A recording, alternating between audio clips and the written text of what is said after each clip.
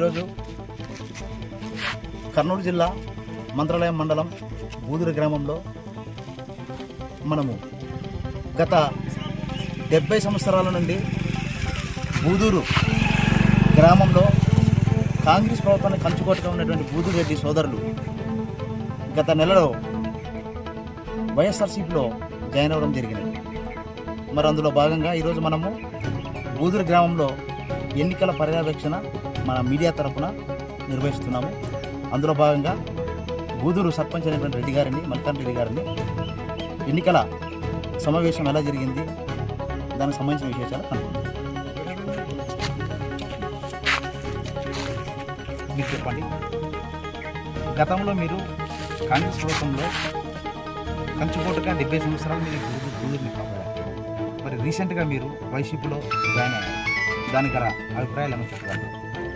జగన్ ప్రభుత్వం చేసినటువంటి సంక్షేమ పథకాలు మరియు ఈ పెన్షన్ స్కీములు కానీ, అమ్మఒడి కానీ, ఈ ప్రభుత్వ సంక్షేమ పథకాలు జరుగుతున్నటువంటి అభివృద్ధి చూసి మేము వైఎస్ఆర్ పార్టీలో జాయిన్ అవ్వడం జరిగింది.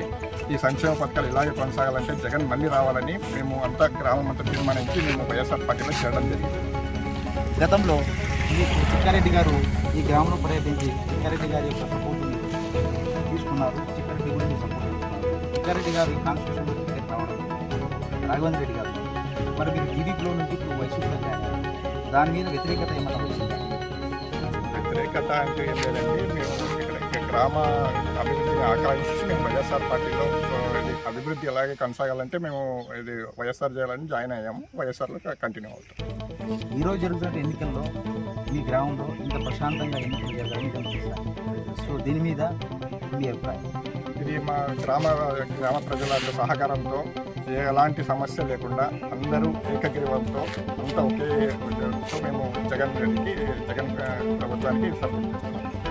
ఇదండి బూదూరు రెడ్డి సోదరులు రాంపురం రెడ్డి సోదరులతో కలిసి వైఎస్ఆర్సీపీ జగన్మోహన్ రెడ్డి గారి యొక్క ప్రభుత్వ సంక్షేమ పథకాలను ప్రజలు ఆహ్వానించడంతో ప్రజల కోరిక మేరకు ఈయన అక్కడ జాయిన్ అవ్వడం జరిగిందని చెప్పారు. సో అందులో భాగంగా ఈరోజు చాలా ప్రశాంతంగా ఎన్నికలు ఇక్కడ జరుగుతూ ఉన్నాయి.